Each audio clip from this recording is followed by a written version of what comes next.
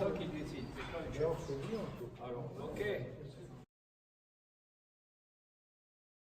Je ne vous cache pas que j'ai une grande fierté de pouvoir, avec Swisski, parce que c'est Swisski qui dépose le dossier de candidature, déposer la candidature de Crans-Montana Ballet pour les championnats du monde 2025. Sans vous, Voilà, on est là. C'est le début d'un grand voyage.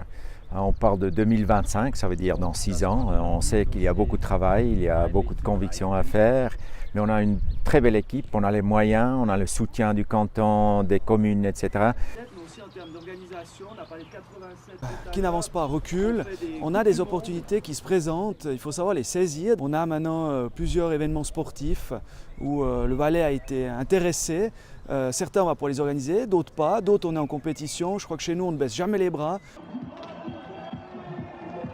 Le Valais, c'est un canton de ski alpin, n'est-ce pas?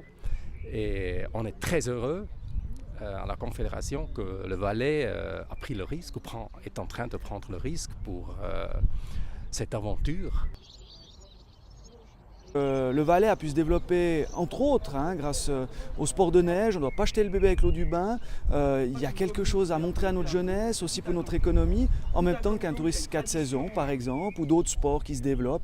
Aujourd'hui, c'est le ski et on le soutient comme on soutient d'autres sports. Alors aujourd'hui, les partenaires que sont les remontées mécaniques, les communes, l'organisateur, l'Office du tourisme sont impliqués dans le travail sur cette candidature et sur le stade d'arrivée. On a investi beaucoup de moyens dans les dernières années, que ce soit sur les Coupes du Monde, que ce soit aussi pour les championnats du monde junior qu'on a eu aussi il y a quelques années. Il y a 2 choses qui me plaisent. La première, c'est que, en tout cas, la population de Crans-Montana et du Valais est à fond derrière cette candidature des championnats du monde. Le fait d'être candidat, on va parler partout de Crans-Montana, du canton du Valais, et puis c'est déjà ça de positif. Je vais voir que les championnats du monde qu'ils ont déjà eu étaient avec un gros succès, sinon ils ne reviendraient pas, aussi point de vue finance, etc.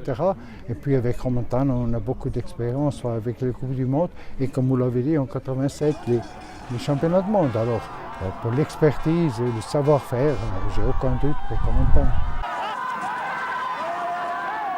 On est capable de faire des courses Coupe du Monde, des courses FIS, Coupe d'Europe, mais les championnats du monde, c'est quand même quelque chose d'exceptionnel.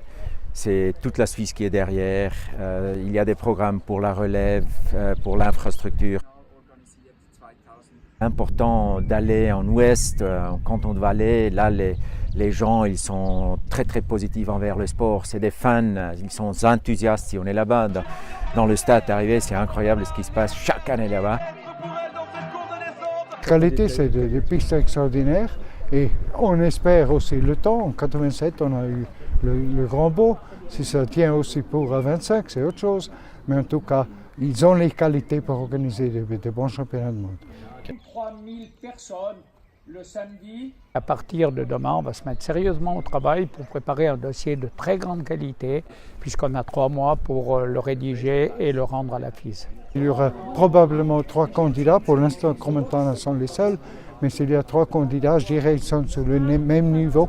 C'est une spéculation de dire qu'il y aura plus de chance. Vous savez, les Autrichiens, quand ils partent dans une candidature, en général, ils ne partent pas pour perdre. Même si la dernière fois, Salbar a perdu contre Courchevel-Méribel.